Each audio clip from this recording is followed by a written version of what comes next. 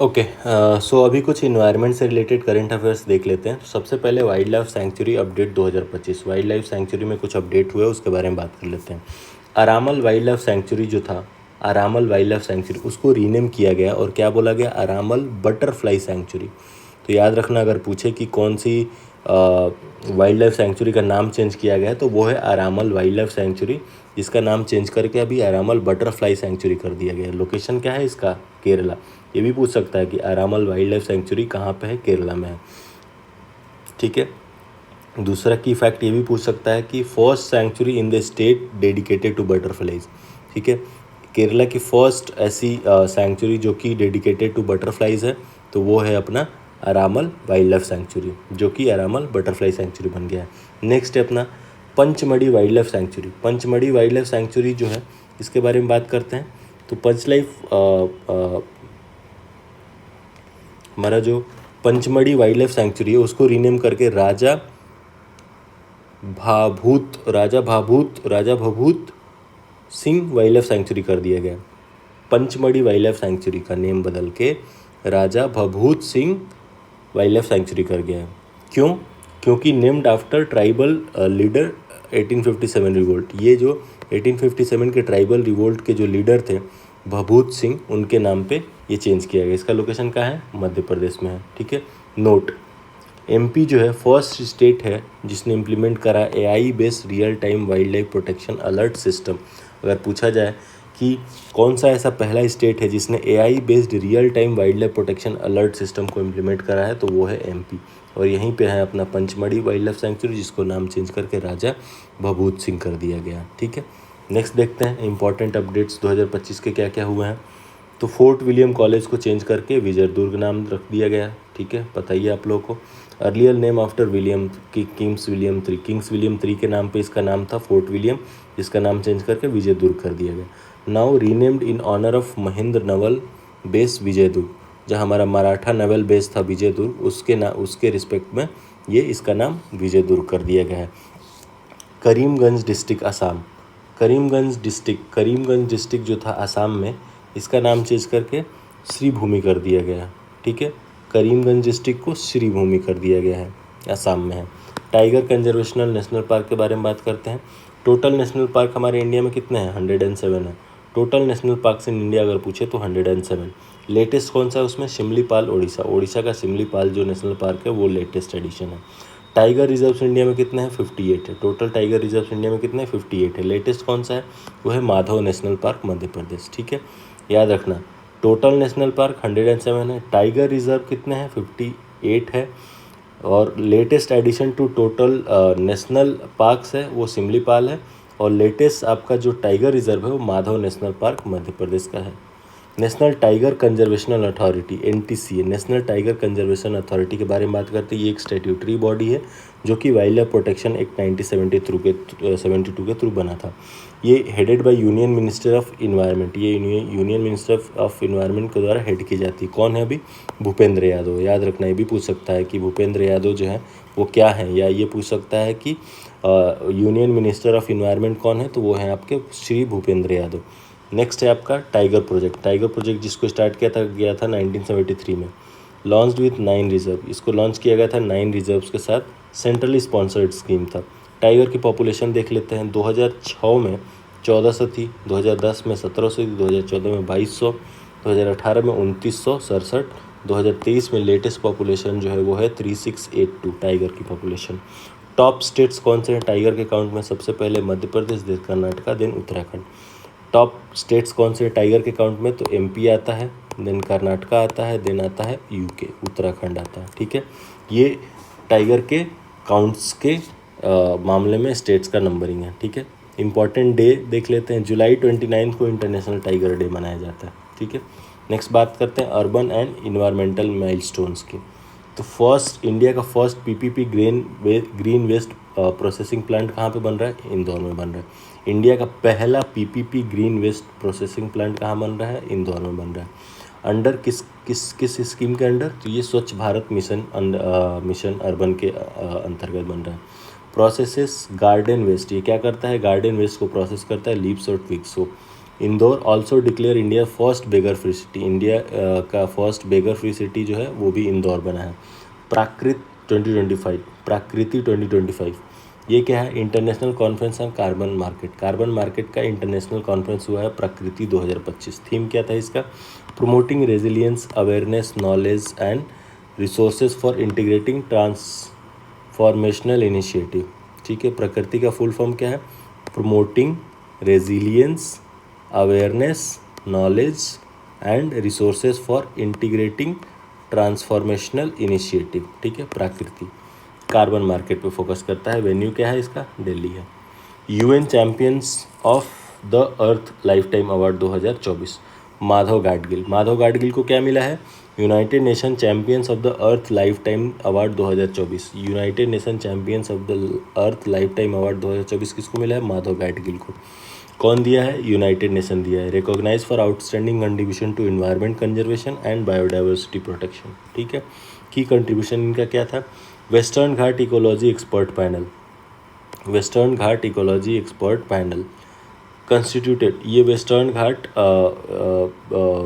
Ecology expert panel कब बना था, 2010 में बना था, by union minister of environment and forest, ये union ministry of environment and forest के अंडर में बना था, जयराम रमेश के अंडर। चेयरमैन कौन है इसका, चेयरपर्सन माधव गाडगिल है। माधव गाडगिल साहब क्या हैं, ये वेस्टर्न घाट इकोलॉजिकल एक्सपर्ट पैनल के चेयरमैन हैं। इनको क्या मिला है, यूनाइटेड नेशन का जो हमारा united nation champions of the earth lifetime award 2024। Mandate क्या है इसका, assess the impact of population pressure, climate change and developmental activity on western Ghat. Western Ghat में पॉपुलेशन प्रेशर, क्लाइमेट चेंज और डेवलपमेंट एक्टिविटी को track करता है।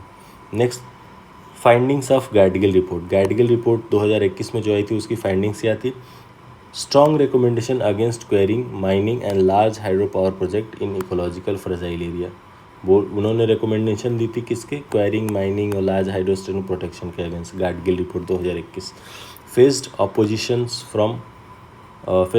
From states popularly Kerala cutting development constant. ठीक है, कस्तूरी रंजन रिपोर्ट 2022 में आई थी, उसकी की फाइंडिंग देख लेते हैं। Kasturi Rangan set up a review committee after Gadgil report, Gadgil report के बाद एक रिव्यू कमेटी बनाई गई, कौन सी, कस्तूरी रंगन कमेटी 2012 में। इसने क्या करा, declared around 37% of the western Ghat as ecological sensitive area, ESA। अगर पूछ ले कि कौन से रिपोर्ट के बेसिस पे जो है वेस्टर्न घाट के 37% ऑफ द वेस्टर्न घाट के एरिया को इकोलॉजिकल सेंसिटिव एरिया में डिक्लेयर किया गया था, तो वो था आपका कस्तूरी रंजन रिपोर्ट। ठीक है, इसमें क्या किया गया था, 37% ऑफ द वेस्टर्न घाट को इकोलॉजिकली सेंसिटिव एरिया डिक्लेयर कर दिया गया था। नेक्स्ट देख लेते हैं जियोग्राफिकल फोकस वेस्टर्न घाट का स्प्रेड कहाँ होता है, गुजरात, महाराष्ट्र, गोवा, कर्नाटका, केरला एंड तमिलनाडु में ये स्प्रेड होता है। इसको यूनेस्को वर्ल्ड हेरिटेज साइट के तौर पे भी रिकॉग्नाइज किया गया for biodiversity significance. Important protected area क्या है इसमें, कर्नाटका का बंदीपुर टाइगर रिजर्व है, नागरहोल टाइगर रिजर्व है, आदिचुंचंगारी पिकॉक वाइल्ड लाइफ सेंचुरी है। तमिलनाडु में क्या है, मद्दुमलाई नेशनल पार्क है जो वेस्टर्न घाट में पड़ता है। केरला में साइलेंट वैली है, वायनाड वैली है, Chunnur peacock wildlife sanctuary है। ठीक है, कर्नाटका, तमिलनाडु और केरला में। तसापरचू इंडिया का लार्जेस्ट कंजर्वेशन रिजर्व, तसारपचू क्या है, इंडिया का लार्जेस्ट कंजर्वेशन रिजर्व है। इंडिया का लार्जेस्ट कंजर्वेशन रिजर्व कौन सा है, तसारपचू। न्यूज़ में क्यों है, declared India largest conservation reserve in Spiti valley, Himachal Pradesh. ठीक है, इंडिया का largest conservation reserve Spiti valley में डिक्लेयर्ड हुआ। ठीक है, तसापरचू क्या है, तसापरचू को इंडिया का largest conservation reserve Spiti valley में है, जो तसापरचू को इंडिया का लार्जेस्ट कंजर्वेशन रिजर्व डिक्लेयर किया गया। की डिटेल क्या इसका area 1584, snow leopard vulnerable habitat of snow leopard कौन सा है, ये तसापरचू है। ठीक है, डिस्ट्रीब्यूशन जम्मू कश्मीर, हिमाचल प्रदेश, उत्तराखंड, इसे में घोस्ट ऑफ द मॉनसून बोला जाता है। निकनेम क्या है तसापरचू का,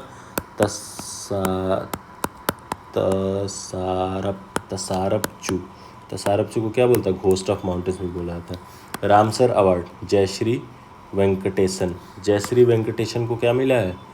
रामसर अवार्ड। रामसर अवार्ड किसको मिला है? जयश्री वेंकटेशन को। Why news first Indian to receive Ramsar award for wetland wise use.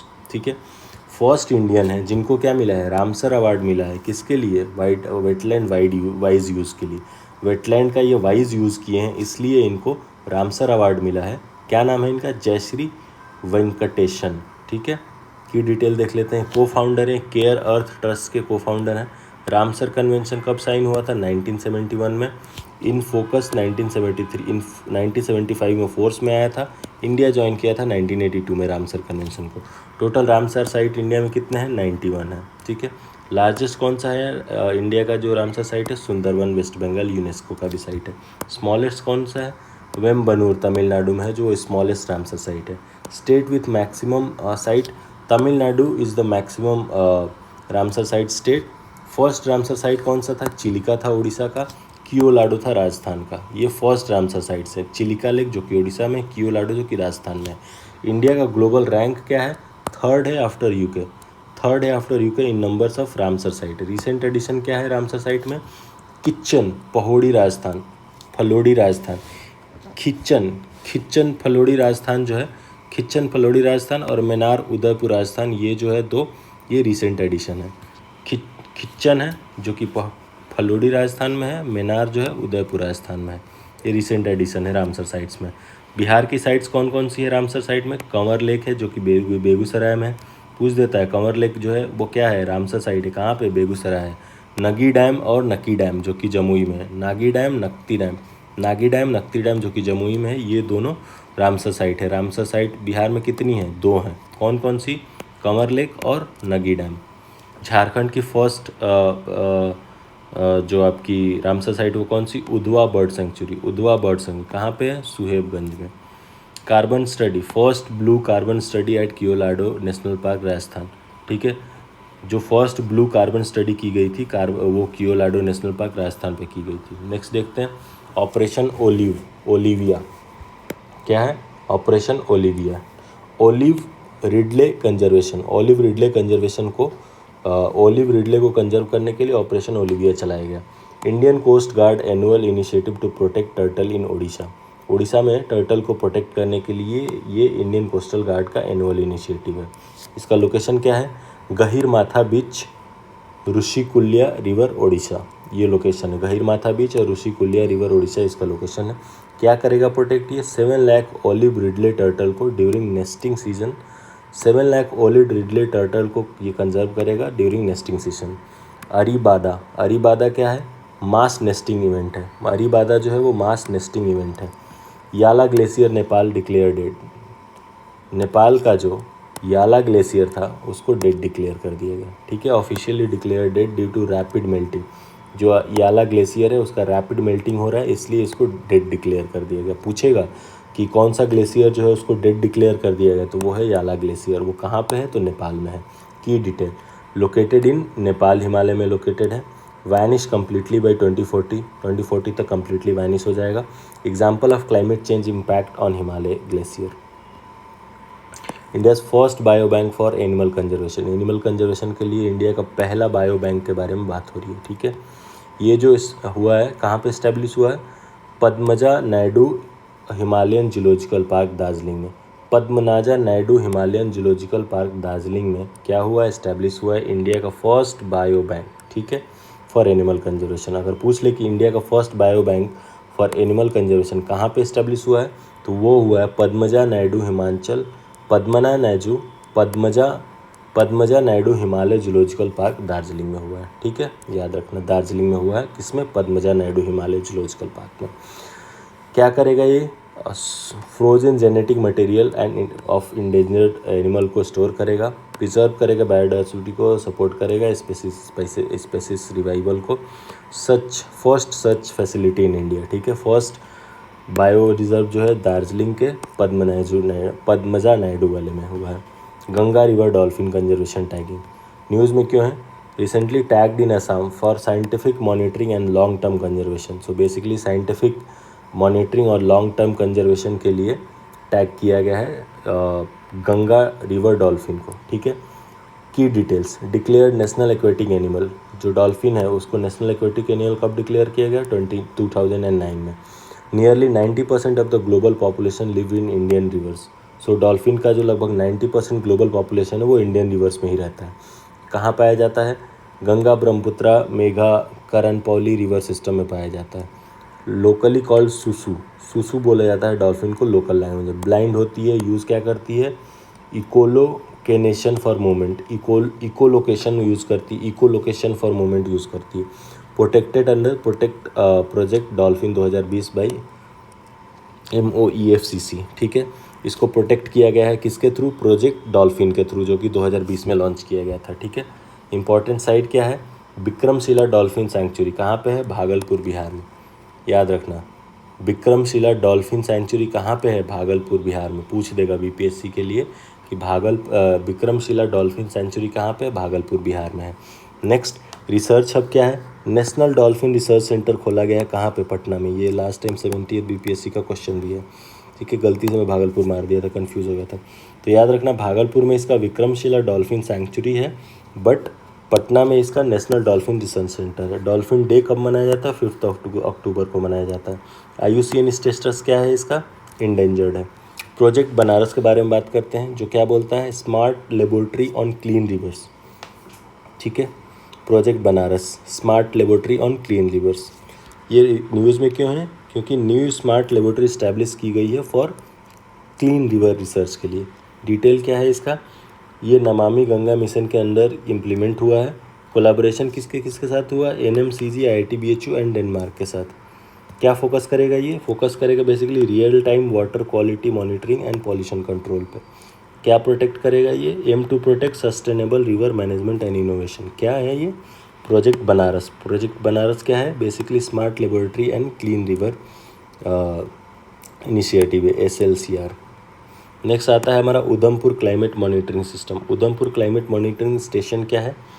First India का पहला सच स्टेशन है, ठीक है। डिटेल क्या है? Setup in Udhampur, Jammu and Kashmir. Udhampur, Jammu Kashmir में ये इस्टेब्लिश किया गया है। Dedicated to systematic climate monitoring, ठीक है। सिस्टमेटिक क्लाइमेट मॉनिटरिंग करेगा ये क्या? Udhampur climate monitoring station. State of global climate report. State of global climate report के बारे में बात करते हैं। ये annual global climate report, assessment report release करता है। की डिटेल क्या है? Published by world meteorological organisation, WMO। Environmental performance index 2024 के बारे में बात करते हैं, जिसमें इंडिया को 176 रैंक मिला है आउट ऑफ 180। 2025 का अभी रिपोर्ट नहीं आया है, ठीक है। तो याद रखना, इन्वायरमेंटल प्रोटेक्शन इंडेक्स EPI में इंडिया का रैंक कितना है? 176/180, ठीक है। 176/180 किस में? इन्वायरमेंटल प्रोटेक्शन इंडेक्स, जो कि इन्वायरमेंटल प्रोटेक्शन इंडेक्स जो कि बहुत ख़राब है, 176 out of 180। Mission life. Mission life क्या है आपका? Life style for environment. Life style for environment, environment के लिए लाइफ स्टाइल कैसा होना चाहिए। India global climate initiative is gaining traction. कब इंट्रोड्यूस किया गया था इसको? मिशन लाइफ COP26 में, जो ग्लासगो में हुआ था, UK में, ठीक है। ग्लासगो UK में जो हुआ था, उसमें इसको वो किया गया था, इंट्रोड्यूस किया गया था। क्या? मिशन लाइफ को। ये क्या करता है? इको फ्रेंडली लाइफस्टाइल चॉइसेस को, switching off light and in सारी चीज़ों को प्रमोट करता है। तो याद रखना, मिशन लाइफ जो है वो क्या है एक्चुअली? तो ये बेसिकली लाइफस्टाइल फॉर इन्वायरमेंट है। और इसको कब इंट्रोड्यूस किया गया था? COP26 में, जो कि ग्लासगो UK में हुआ था। इंडिया का फर्स्ट वाटरवे म्यूजियम कौन सा है? इंडिया का फर्स्ट अंडर वाटर म्यूजियम कौन सा है? महाराष्ट्र में है, और इसका नाम क्या है? Unique marine heritage initiative launch by Maharashtra, ठीक है। ये बेसिकली महाराष्ट्र सरकार द्वारा लॉन्च की गई यूनिक मैरीन हेरिटेज इनिशिएटिव है। लोकेशन क्या है इसका? सिंधु दुर्ग डिस्ट्रिक्ट, महाराष्ट्र। अगर पूछ ले कि इंडिया का फर्स्ट अंडर वाटर म्यूजियम कहाँ पे है, तो वो है सिंधु दुर्ग डिस्ट्रिक्ट, महाराष्ट्र में। सिंधु दुर्ग डिस्ट्रिक्ट महाराष्ट्र में है क्या? इंडिया का फर्स्ट अंडर वाटर म्यूजियम, ठीक है। वेन्यू क्या है? INS गुल्डर, ठीक है। INS गुल्डर जो था, जो डिकमीशन हो गया, INS गुल्डर, उसी को जो है क्या बना दिया गया? अंडर वाटर म्यूजियम बनाया गया है, ठीक है। Still showcase artificial coral reef and marine diversity. ठीक है। Kozhikode age friendly city recognition, Kozhikode को क्या बोला गया है? Age friendly city recognition. Global recognition by world health organisation, world health organisation के द्वारा ग्लोबल रिकॉग्निशन है। क्या है? Kozhikode becomes India second city, ये इंडिया का सेकेंड सिटी बना है आफ्टर कोची, कोची के बाद ये सेकेंड सिटी बना है। किस मामले में? In world health organisation global network of age friendly city. Age friendly city में फर्स्ट तो था हमारा कोची, दूसरा आया है हमारा कोझिकोड, ठीक है। वर्ल्ड हेल्थ ऑर्गेनाइजेशन ने इसको रिकॉग्नाइज किया है। Focus and infrastructure service and policy for elderly wellbeing, elderly wellbeing के लिए इंफ्रास्ट्रक्चर सर्विस और पॉलिसी से फोकस करता है। पहला है हमारा कोची, कोची को आइडेंटिफाई करा था वर्ल्ड हेल्थ ऑर्गेनाइजेशन ने as a aids friendly recognition, और सेकेंड सिटी जो है इंडिया का वो है कोझिकोड। वर्षा देश पांडे, वर्षा देश पांडे के बारे में बात करते हैं। UN population award 2025। So basically Indian advocates हैं, Indian advocates honoured globally, India की एडवोकेट जो हैं वो ग्लोबली ऑनर हुई हैं फ्रॉम सतारा महाराष्ट्र। ये वर्षा देश पांडे कहाँ से है? सतारा महाराष्ट्र से हैं, ठीक है। Recognise for advocacy in gender equality and reproductive rights, gender equality और रिप्रोडक्टिव राइट्स के लिए एडवोकेसी करती थी, इसलिए इनको यूएन पॉपुलेशन अवार्ड मिला है। किसको? वर्षा देश पांडे को। Awarded the 2025 UN national population award. UN national population award किसको मिला है? वर्षा देश पांडे को, याद रखना। कहाँ से? ये सतारा महाराष्ट्र से। क्या कर रही थी ये? जेंडर इक्वालिटी और रिप्रोडक्टिव राइट्स पे बात कर रही थी। नेक्स्ट है Diu first solar power district, Diu का पहला सोलर पावर डिस्ट्रिक्ट, ठीक है। न्यूज़ में क्यों है? Diu has become the first district in India to meet entire electricity demand through solar energy, ठीक है। दीव जो है वो फर्स्ट सोलर पावर डिस्ट्रिक्ट बना है हमारा। दीव अपनी जितनी भी इंटायर इलेक्ट्रिसिटी का डिमांड था उसको कैसे पूरा कर रहा है? सोलर एनर्जी से पूरा कर रहा है, ठीक है। इंस्टॉल्ड कैपेसिटी कितना है? 1188 मेगावाट है। 100% dependency of solar for power need. Rajasthan, Gujarat, Tamil Nadu together contribute 71% of India's solar installation.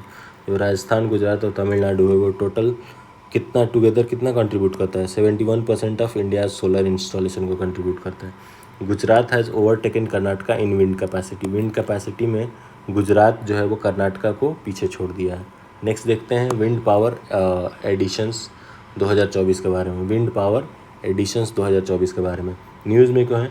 India saw a significant addition of wind energy capacity in 2024। क्या है? टोटल न्यू कैपेसिटी ऐड हुई है 3.4 गीगावाट की, ठीक है। गुजरात जो है वो 1250 मेगावाट, कर्नाटका 1135 मेगावाट, तमिलनाडु जो है 980 मेगावाट टॉप कंट्रीब्यूटर्स हैं। किस में? विंड एनर्जी कैपेसिटी में। इंडिया का टारगेट है 500 gigawatt renewable energy capacity by 2030, net zero by 2070। Delhi legislative assembly जो है वो first in India to run entirely on solar power, India की फर्स्ट लेजिस्लेटिव असेंबली बनी है जो कि इंटायरली सोलर पावर पे चलेगी, ठीक है। नेक्स्ट आता है हमारा first geo thermal project in north east India. North east India में पहला हमारा जियो थर्मल प्रोजेक्ट कौन सा है? Arunachal Pradesh launch the north India first geo thermal project, ठीक है। अरुणाचल प्रदेश ने लॉन्च करा है नॉर्थ ईस्ट का पहला geo thermal project. Arunachal Pradesh है launch north east first geo thermal project. Arunachal Pradesh ने लॉन्च करा है नॉर्थ इंडिया का फर्स्ट जियो थर्मल प्रोजेक्ट, ठीक है। लोकेशन क्या है इसका? वेस्ट कामेंग अरुणाचल प्रदेश, वेस्ट कामेंग अरुणाचल प्रदेश में लॉन्च हुआ है। इसका जियो थर्मल पोटेंशियल क्या है? 10,600 मेगावाट। जियो थर्मल एनर्जी कितनी है? जनरेट करेगा ये earth heat, radio active decay of particles.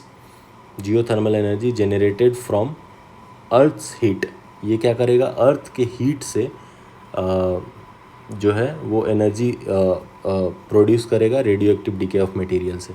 India का फर्स्ट सक्सेसफुल जियो थर्मल प्रोजेक्ट है कहाँ पे? मनुगुरु, तेलंगाना, ठीक है। Supreme court verdict on SC सब कैटेगराइजेशन 2024, एससी सब कैटेगराइजेशन की जो बात चल रही थी 2024 में उसका उस पर सुप्रीम कोर्ट का क्या वर्डिक्ट है उस पर बारे में बात करते हैं। Supreme court permitted state to sub classify SC ST for targeted benefit, targeted benefit के लिए जो है सुप्रीम कोर्ट ने परमिट दे दिया है कि आप एससी एंड एसटी को सब क्लासीफाई कर सकते हो, ठीक है। की डिटेल क्या है? State of Punjab versus Davinder Singh 2024, 7 जज बेंच। ये जो केस था एससी शेड्यूल कास्ट सब कैटेगराइजेशन वाला, कौन सा केस था? State of Punjab versus Davinder Singh versus state of Punjab में सुप्रीम कोर्ट ने ये वर्डिक्ट दे दिया है कि आप एससी और एसटी को सब कैटेगराइज कर सकते हो फॉर टारगेटेड बेनिफिट। तेलंगाना जो है वो फर्स्ट स्टेट बना टू नोटिफाइज एससी सब कैटेगराइजेशन। तेलंगाना पहला स्टेट बना जिसने एससी का सब कैटेगराइजेशन कर दिया। अप्लीकेबिलिटी क्या है, एम्प्लॉयमेंट में कर सकते हो, एजुकेशन में कर सकते हो, ठीक है। Allows separate quota for more backward group within एससीज में जो मोर बैकवर्ड है उनके लिए सेपरेट कोटा अलाउ करने के लिए। इंडियाज़ एनर्जी लैंडस्केप 2025, इंडिया का एनर्जी लैंडस्केप 2025 कैसा रहेगा, तो ये India's power sector achieved major milestone by June 2025। June 2025 में इंडिया ने पावर सेक्टर में मेजर माइलस्टोन अचीव करे हैं। टोटल इंस्टॉल कैपेसिटी कितनी है, 476 गीगावाट। पावर शॉर्टेज रिड्यूस कितना हुआ है, 4.2%, जो कि 2013-14 में था, से अभी 0.1% हो गया है, ठीक है। तो अभी हमारी पावर कैपेसिटी बहुत अच्छी खासी ठीक हुई है। पहले पावर हमारा शॉर्टेज होता था 4.2%, अभी बस 0.1% है। Over 2.8 crore house hold electrified, over 2.8 crore house electrified हुए हैं। पर कैपिटा कंजम्पशन है जो है वो 45.8% इन अ डिकेड से इंक्रीज़ हुआ है। नॉन फॉसिल फ्यूल कैपेसिटी कितनी है हमारे पास, 235.7 गीगावाट, जो कि 49% ऑफ टोटल है। रिन्यूएबल कितनी है, 226 है। न्यूक्लियर कितनी है, 8.8 गीगावाट है। रैंकिंग देख लेते हैं, रैंकिंग एंड रिन्यूएबल हाइलाइट्स। तो इंडिया का ग्लोबल पोजीशन है जो रिन्यूएबल एनर्जी में वो स्ट्रेंथन हुआ है। थर्ड इन सोलर है इंडिया का रैंक, अगर देखें तो थर्ड इन सोलर पावर है, फोर्थ इन विंड पावर है and fourth in total renewable capacity है। तो फोर्थ दो में है, किस में, विंड पावर में और टोटल रिन्यूएबल कैपेसिटी में, और थर्ड आता है हमारा सोलर पावर में, ठीक है। Hierarchy of non fuel sources की जो हायरकी है उसके बारे में बात कर लेते हैं। वो है सोलर, देन हाइडल, देन आता है विंड। वर्ल्ड का largest floating solar power plant, world का जो largest floating solar power plant है वो कौन सा है, ओमकारेश्वर मध्य प्रदेश, ठीक है, टाटा पावर के द्वारा है। ओमकारेश्वर मध्य प्रदेश जो है वो क्या है, largest floating solar power plant है। नेक्स्ट बात करते हैं nuclear power in India 2025। Nuclear power in India 2025 के बारे में। India is expanding its nuclear energy capacity as part of long term energy security, ठीक है। इंस्टॉल्ड कैपेसिटी कितनी है, 8180 मेगावाट है, जो कि जैन 2025 का लेटेस्ट डेटा है। टारगेट कितना है, 100 गीगावाट न्यूक्लियर कैपेसिटी बाई 2047 तक इंडिया का टारगेट है कि 100 गीगावाट की न्यूक्लियर कैपेसिटी एनर्जी डेवलप कर लेनी है। मेजर प्लांट्स कौन कौन से, इसमें कैगा है जो कि कर्नाटक में है, तारापुर जो कि महाराष्ट्र में है, काकरापार जो कि गुजरात में है, Narora UP, Jaitpur Maharashtra. Total target है 100 गीगावाट न्यूक्लियर कैपेसिटी बाई 2047। अभी इसके पास कितना है, 8180 megawatt as of Jan 2025। North India का फर्स्ट न्यूक्लियर प्लांट कौन सा है, गोरखपुर हरियाणा में अपकमिंग, जो गोरखपुर नॉर्थ इंडिया का फर्स्ट न्यूक्लियर प्लांट गोरखपुर में और हरियाणा में आने वाला है, जो नॉर्थ इंडिया का फर्स्ट न्यूक्लियर प्लांट होगा। बजट 2025 के बजट में 20,000 करोड़ अलोकेट किए गए थे for nuclear and R&D, nuclear और R&D के लिए 20,000 करोड़ एलोकेट किए गए थे बजट 2025 में। इंडिया का फर्स्ट फास्ट ब्रीड रिएक्टर कौन सा है, इंडिया का first fast breed reactor Kalpakkam Tamil Nadu में है। इंडिया का फर्स्ट फास्ट ब्रीडर रिएक्टर कहाँ पे है, कल्पकम तमिलनाडु में है, ठीक है। इंडिया का फर्स्ट फास्ट ब्रीडर रिएक्टर कहाँ पे है, कल्पकम तमिलनाडु में। तो यहाँ पे हमारा इन्वायरमेंट वाला पोर्शन खत्म होता है।